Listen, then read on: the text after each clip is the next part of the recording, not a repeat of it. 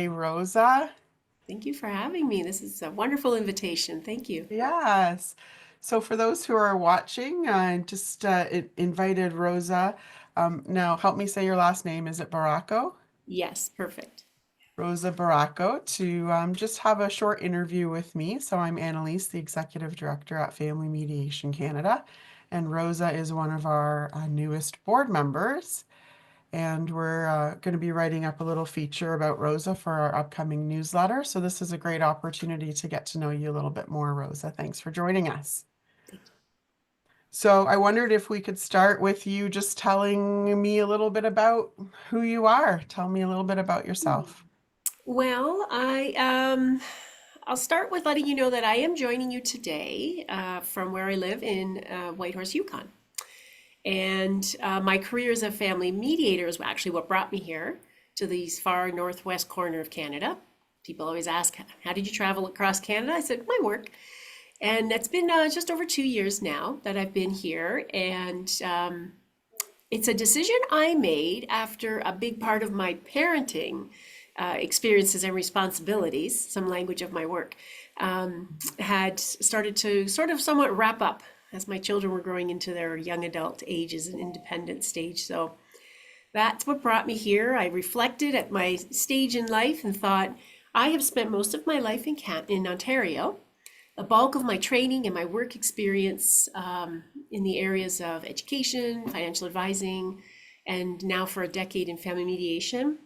It all came together, and I have found this particular line of work is something that I can use across the country. Mm. Has so many interesting nuances and so much learning that yeah, it provides me some ability to be mobile. Mhm. You mentioned you've worked in education and financial advising as well. So those are very Yeah. different professional backgrounds. I actually, people think that they're so somewhat divergent. I actually think they're very much related in terms of I have used Mm. a lot of my education skills to help clients in every profession I've ever worked in. I've had a broad base of clients that at the end of the day, I've had to really adjust all of my connections with clients in different ways. And I really am thankful to the training I had early in my, I say early because I am definitely into the well past the midlife of life. So I'm really grateful for that past experience that's helped me through a lot of my recent career Mm. path. Yeah. So as maybe second, third, fourth, I'm not sure which Um, career. I say Um, this is a third for me. Third. Yeah, So I went from, what drew you into family mediation? What prompted that switch into this uh, third career for you? actually, I'd say I'm surprised it didn't happen earlier than a decade ago. I think I have the personality type. Clearly, I've learned over the years for this job. I think my personal traits that I possess that I use all the time in this work include things like I truly do enjoy working with people. I very much enjoy collaborative work, planning and organizing. I believe that seeing a project through from beginning through to an end, a conclusion, it's very gratifying for me to see people feeling that something important has come together through working together. And it sounds kind of loosely related, but actually I'd say it's very directly related to the process of mediation. I am a curious person. I have a Mm. curiosity for understanding different perspectives. I appreciate, especially in today's climate, how much we all have important important aspects of our own lives that we want to preserve. And I recognize as well, for me, I will add that I have been sitting in two worlds much of my life and not really recognizing how important that was to my work as well, because my parents were immigrants. Mm. So the idea of cultural communication and understanding intercultural and cross-cultural communication has been a large part of the work that I do. So what drew me to this profession is I just felt it was tying in a lot of the skills that I had, and a great amount of my history, my background is about problem solving, has been about helping with what I believe mediation is really at the core meant to be I do believe that our primary role is to help our parties in a find solutions by effective communication, and they sometimes do need guidance in their own process. They're not in their own process, but rather in their ability to participate. And other times they just need guidance with a process. Right. So I think that that's related to my background in teaching. It's related to my background in financial advising, and so yeah, I think it was a natural draw.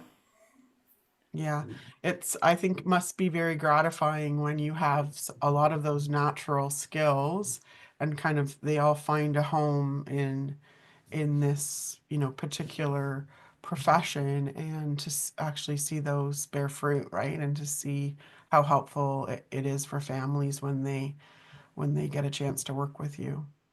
Mm, yeah, for sure. So, can you tell me, is there anything that any kind of new learning or any surprises that you've encountered since you started doing family mediation?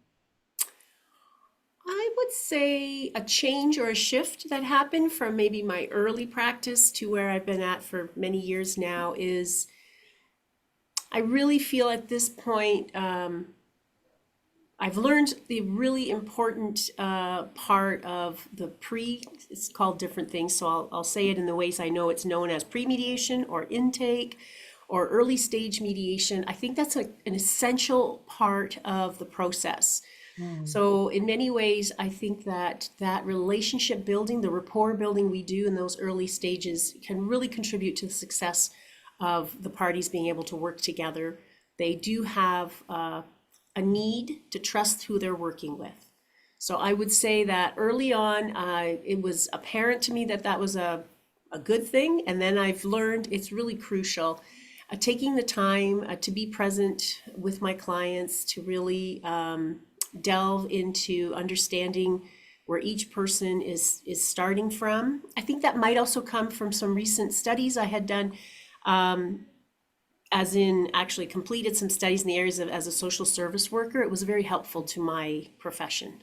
And yeah, like I'm happy to share more about oh, that. so you went through a educational program yourself as a social I service did. worker. Oh, great. Yeah, a few years ago, while we were all, I found I had so much more time because the commute had dropped quite a bit when we were asked to Mhm. stay home, and I took advantage of that, and I took on some more studies, and it was great. It really did complement the work I'm doing. I believe it did. Yeah, that's wonderful. Yeah. So you've mentioned being in a couple of different parts of Canada over the last several years. Have you noticed any major differences especially in terms of how family mediation works, in the different parts of Canada you've been in? I think so. I think there is. I think there is some regionality in our work that we do.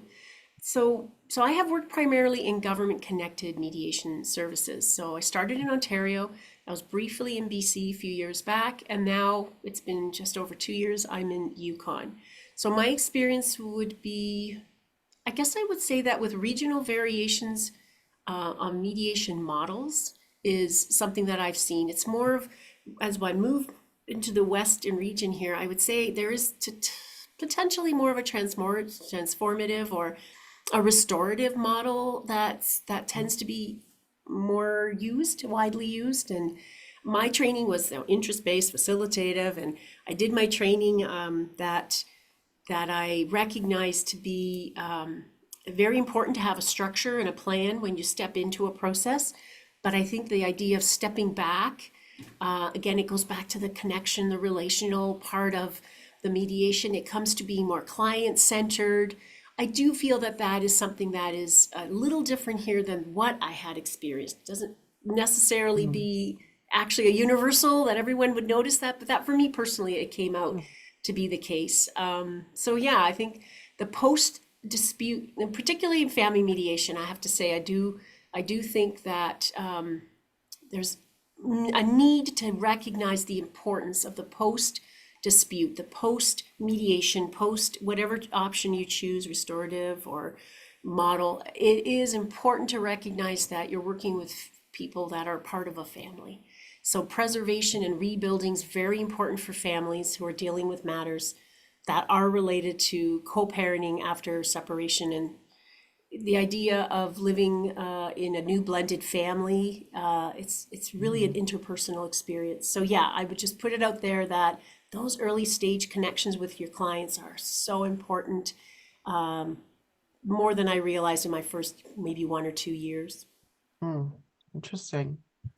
So one of the things we're looking at right now, because we're working on a newsletter issue to go out in a few weeks, and the topic is AI, which online I've been noticing it's a bit of a hot topic in a lot of different fields, but um, I'm noticing there are quite a few tools that are popping up in terms of AI assisted mediation. So just curious to know if you have explored the use of AI at all in your own practice. And if you have, do you have any tips to share or thoughts to share with our audience? I I have lots of thoughts to share, but I have to be really upfront. Right off the bat, I have not formally looked for or included, not Mm, knowingly anyway, because I know much of the software and so on that we're using is mm, supported by AI these days. But yeah, so I don't directly use anything that is in any way touted to be an AI function or anything. And here's the thing about what I know about AI. I see there are benefits. I do recognize, especially when you're working in a case of a lot of information, a lot of data that is being collected. I do appreciate how it can help with organizing and sorting and collating information, bringing it quicker up front. And that's wonderful to have that compilation of information in maybe more complex types of mediation. I do comprehensive mediation where I am helping, for example, with property division, family property, but I'm not doing complex family comprehensive mediation in terms of I could see a mediator in my world potentially relying on it, but I don't. I'm being honest. I have a few thoughts on right now you're recording this meeting, and I'm thinking that's helpful to be able to stay in the moment and just really engage because I have my pen and paper, they're still next to me. And I'm thinking that could be helpful. And then you could use the transcript and use all the, but I'm not doing it. I'm being honest. What yeah. are my concerns or fears? I probably this is what stands out more than anything is my knowledge of the cautions that we have. And again, somebody I'm very open to anybody changing, my understanding of this. But my cautions are one, confidentiality. I would say even when we're online doing any kind of mediation work, we really have to work a little extra harder because we're not in control of the environment. So I think it's important that, we really work to set a really comfortable space for individuals who are electing to use a closed model of mediation.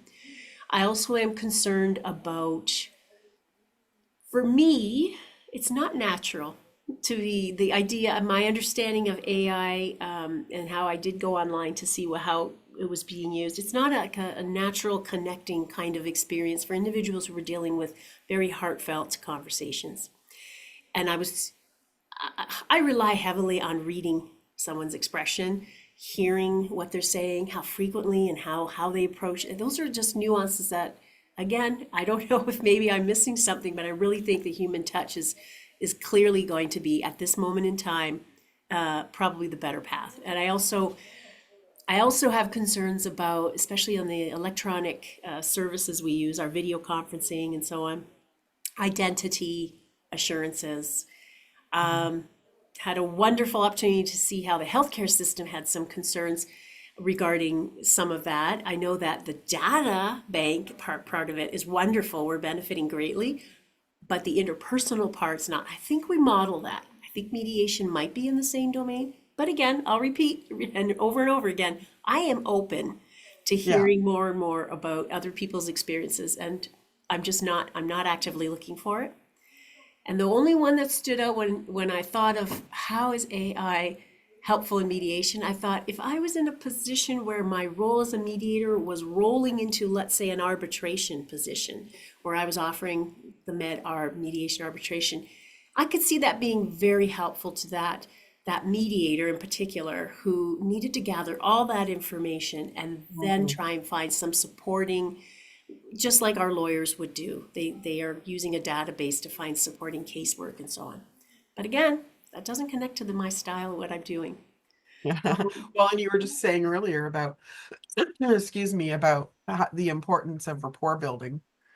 And yeah, so, the whole notion of integrating AI, depending on how far you take that, I would think would have a big impact on that rapport building and the trust building yeah. that occurs during the mediation process. So, well, we'll see what kind of response we get to the newsletter. I'm hoping we might be able to have a drop in, and anyone that wants to kind of have a chat about the topic after the newsletter goes out, we can do that because I think there's just a lot of interesting conversations to have and a lot of interesting research that's going on that topic. A lot of learning, and I look forward to Yeah, hearing it. Yeah, that yeah. was, yeah. So let's talk a little bit about FMC, so Family Mediation Canada. You're a member and you're pursuing certification and you've joined our board. So can you just share a couple thoughts on why FMC membership and certification is important to you? Yeah, I would say in general, I'm a huge supporter and believer in professional associations in general to lead the way for trainings, for peer support. I think it brings quality to our work when we have an ongoing relationship with an association that's helping us as professionals.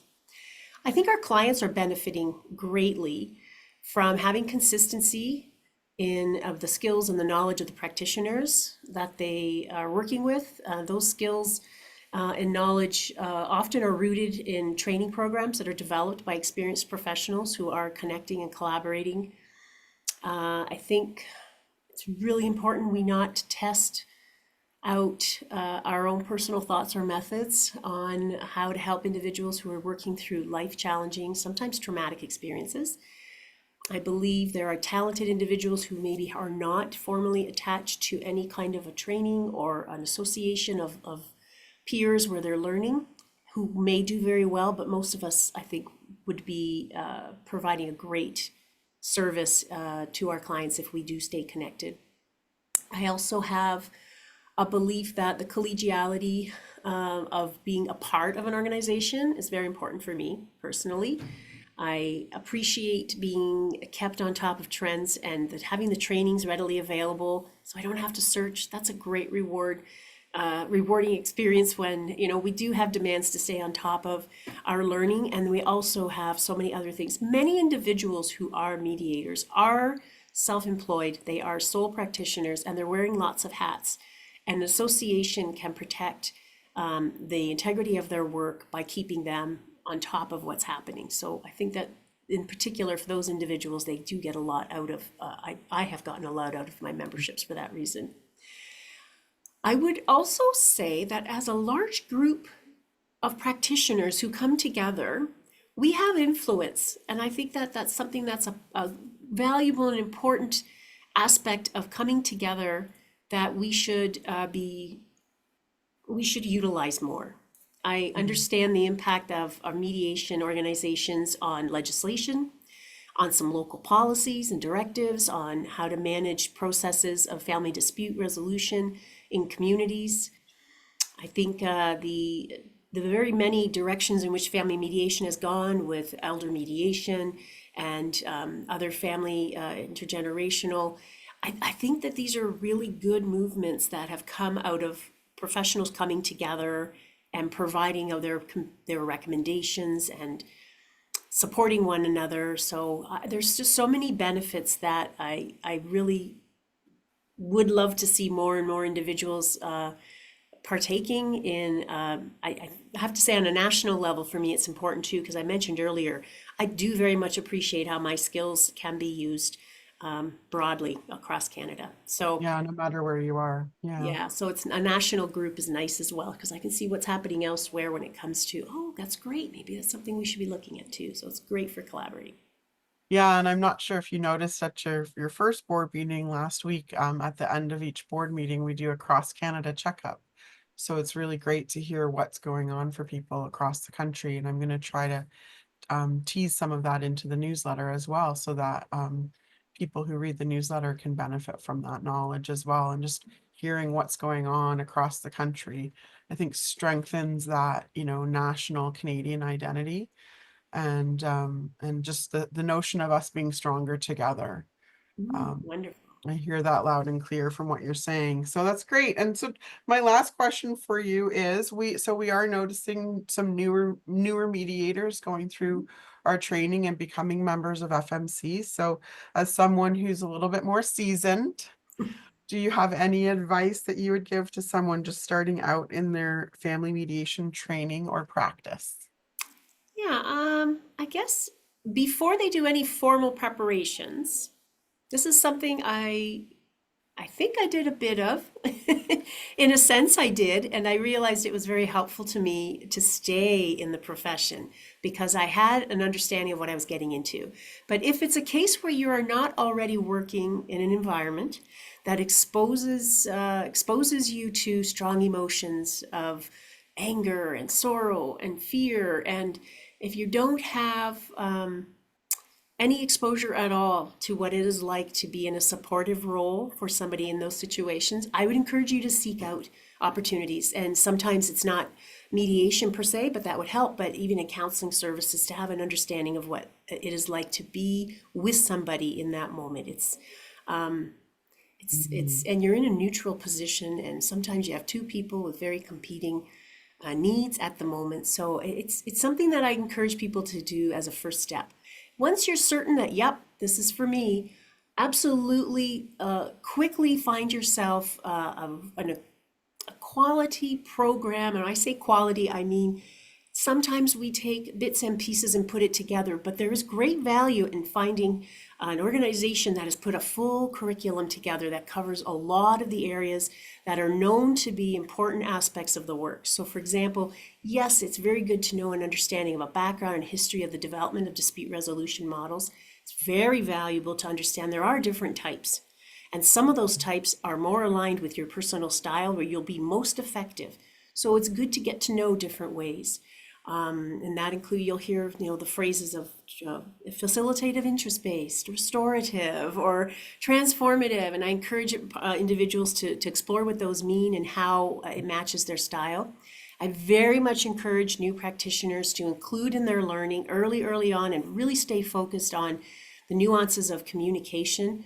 And in particular, in this world and in living in where we do in Canada, we are truly a multicultural nation, and region to region, we have so many individuals who are working through intercultural or cross-cultural communication struggles. And I think it's really important for us to take the time to better understand that part of our work. And yeah, it's really good to know family law if you're doing family law. It's really good to know about what stages of life and experiences when you're working with elder mediation and intergenerational. And it's good to know that as well.